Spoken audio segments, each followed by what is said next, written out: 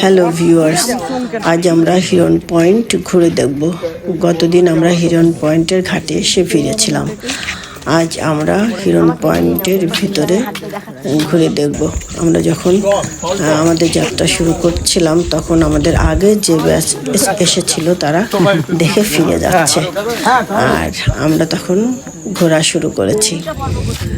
আসলে হিরন পয়েন্ট দেখে আমি একটু হতাশ হয়েছিলাম, কারণ আমি ভেবেছিলাম যে গহীন বনে আমরা গা ছমছম করবে, আমরা তার ভিতর দিয়ে হেঁটে যাব, এরকম একটা কল্পনার জগতে আমি ছিলাম।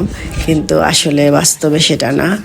বাস্তবে পর্যটকদের ঘুরে দেখার জন্য এরকম একটা বনভূমির মধ্যেই পথটা বানিয়েছিল। আমাদের গাইড বলছিলেন যে এই পথটা এবারে নতুন করেছে, এর আগে যেটা ছিল সেটা ভেঙে গেছিল, বাজেভাবে হাঁটাচলা করতে হতো, সেটাতে কষ্ট হতো ভিজিটরদের, সেজন্য এবার নতুন পথটা করেছে। তা আমরা নতুন পথ দিয়ে যেতে খুবই ভালো লাগছিল। পথটা একদম নতুন করেছে, কিছু কিছু জায়গায় কাজও হচ্ছিল। আমরা সেই নতুন পথ দিয়ে আমরা হিরন পয়েন্টের ভিতরে চলে গেলাম। আমরা যাত্রা শুরু করলাম সবাই মিলে। দেখা যাক সামনে কেমন আমাদের হিরন পয়েন্টটা, আপনাদের কেমন লাগে সেটা নিশ্চয়ই জানাবেন কমেন্টে। তাহলে ভিউয়ার্স, চলুন আমরা হিরন পয়েন্টটা, পুরো হিরন পয়েন্টটা ঘুরে দেখি।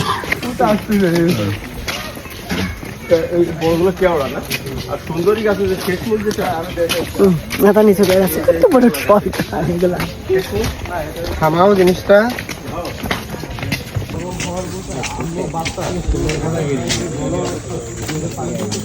তোদের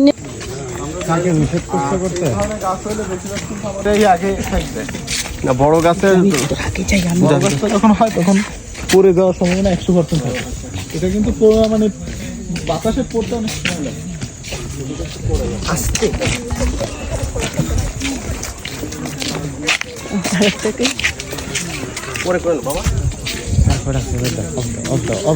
আমরা হেঁটে যাচ্ছিলাম আর দুপাশের শ্বাসমূলগুলো দেখে খুবই ভালো লাগছিল, যে শ্বাসমূলের গল্প বইতে পড়েছি। আর এগুলো সম্ভবত কেওড়া গাছ, আর দুপাশে সবুজ গাছগুলো দেখতে দেখতে আমরা এগিয়ে যাচ্ছিলাম। আমাদের আগের ব্যাচের ওরা সব ফিরে যাচ্ছে, আর আমরা এখন যাত্রা শুরু করলাম। আমি সবার আগে হেঁটে, কিছুটা তাড়াতাড়ি হেঁটে সবার আগে হাঁটা ধরলাম, যাতে আমি এই রাস্তাটা, ফাঁকা একটা রাস্তার ভিউ আমি নিতে পারি। কি বানাবা? ব্লগ না, আমি 1 2 3 3-4টা পর্ব, এখন 3-4টা পর্বে blog. Bro, look at this one. Bro, look at this one. এই দেখেন, এই যে নেমে বেরিয়ে মোলাসিস 2টা পর্ব করছি। ওই যে একজন দেখছে আমার ইসে বললো, কিসে বললো ওইখানে বসেছে, বললো আপা গাছের নিচে এই পাশটা শুধু এই যে লাল কাঁকড়া, এই যে আমাকে দিয়ে নাও, এই পাশটা আমি হাত দিয়ে দেখাচ্ছি। কোথাও গেলে আমি খানিকটা সময় বাচ্চাদের মতো হয়ে যাই। আমি নিজেই বুঝি না, পরে যখন ভিডিও দেখি তখন হাসি পায়, মনে হয় যে আমি এগুলো করেছি। ও হ্যাঁ, ওই যে হাত বের করে আছে। ও অনেকটা পথ হাঁটার পর আমরা দূর থেকে ওয়াচ টাওয়ার দেখতে পেলাম। আমরা ওয়াচ টাওয়ারের ছবিটা তুলতে শুরু করলাম। ভিভির উঠা এদিক, তাই না? এই যে এখানে দেখ বাজারটা, চোখে যত সুন্দর লাগতেছে ফোনে তত সুন্দর লাগবে। পরে লাগে, পরে এখান থেকে বোঝা যাচ্ছে না, বুঝছো? পরে লাগে সুন্দর। না না, ভিভিটি সুন্দর, একটু কালারিং করা। চোখের লাইটের কালারটাই বেটার লাগতেছে। আসো আসো আসো।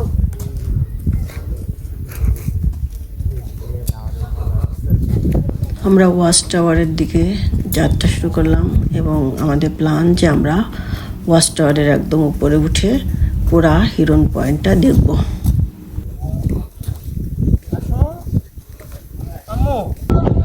ওয়াচ টাওয়ারের উপর থেকে আমরা এই ভিউটা দেখতে পেলাম।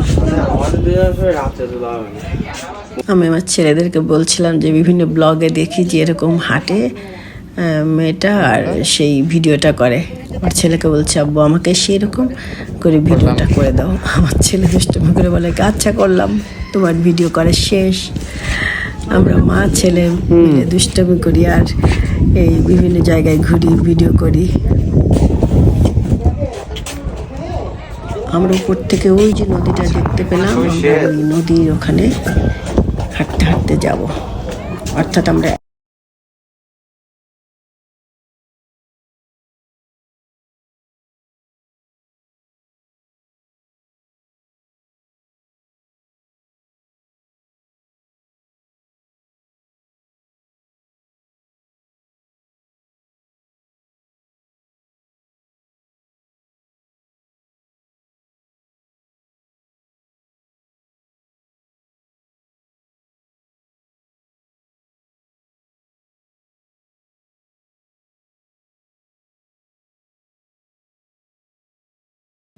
আমি তো রাস্তাটা ছেড়ে বনের মধ্যে নেমে গিয়েছি। আমরা কয়েকজন নেমেছিলাম আর তার মধ্যে আমি অনেক দূরে চলে গিয়েছিলাম। আমার বাচ্চারা আমার ভিডিও করছে আর কত যে কথা বলছে, আমিও অবশ্য মজা করে করে কথা বলছি। সিনেমায় দেখেছিলাম দেব নায়িকা বনবাসে পাঠিয়ে দেয়, তা আমার মনে হচ্ছিল যে সেই বনগুলো এরকম ছোট ছোট গাছ ছিল এরকম। তা আমি দুষ্টামি করে বলছিলাম যে আমিও বনবাসে এসেছি। এই ফাঁকা জায়গাটা দেখে আমি একদম দৌড়ে অনেক দূরে চলে গেলাম। আসলে আমার ফাঁকা মাঠ বা ফাঁকা যে কোনো একটা জায়গা দেখলে না আমার দৌড়াতে ইচ্ছে করে। আসলে গ্রামে তো অনেক ফাঁকা জায়গার মধ্যে ছোটোবেলা থেকে বড় হয়েছিলাম, তারপর থেকে যে শহরে বাস করা, ঢাকার বাস করা, আমি সেই ফাঁকা জায়গাগুলো খুব মিস করি। তাই আমি যখনই কোনো ফাঁকা জায়গা দেখি আমার কেন যেন দৌড়ে মনে হয় পুরো ফাঁকা জায়গাটা দৌড়ে শেষ করি। আমরা শেষের এই নদীটাতে চলে আসলাম। নদীর দৃশ্যটা এত সুন্দর ছিল, তখন আকাশটা নীল ছিল।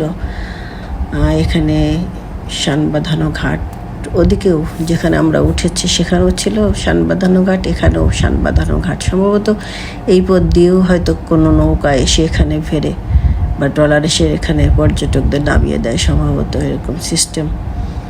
এদিক দিয়েও আসা যায়, ওই দিক দিয়েও আসা যায়, এরকম একটা সিস্টেম হয়তো বা। কিংবা এই নদীটা এখন নাব্যতা হারিয়েছে জন্য এখন ওই নদী দিয়ে ট্রলার এসে থামে।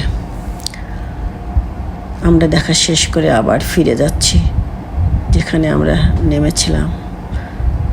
আমরা সেই ঘাটটায় ফিরে সবাই এসে দাঁড়িয়েছি, কিন্তু আমাদের ট্রলার আসেনি। আসলে ট্রলারটা আগে যাদেরকে নিয়ে গিয়েছে তাদেরকে হিরন পয়েন্টের এই নদীটার অপোজিটে আবার হিরন পয়েন্টের আর একটা স্পট আছে, সেখানে আমাদের আগের ব্যাচের ওরা নেমে ওই দিন শুক্রবার ছিল, ওরা জুম্মার নামাজ পড়ছিল, ওই জন্য আমরা এখানে অনেকটা সময় এখানে বসেছিলাম।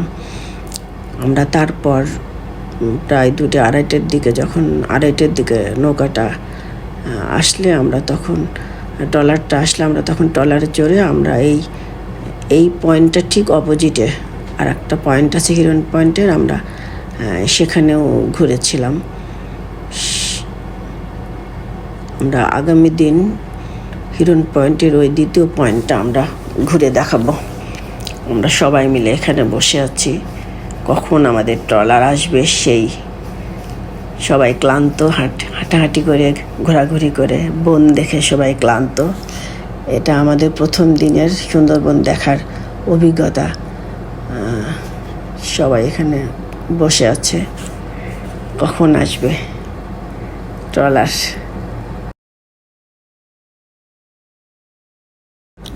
আজকের মতো সবাইকে অনেক অনেক অনেক অনেক ধন্যবাদ। সবাই ভালো থাকবেন, দেখা হবে আগামী পর্বে।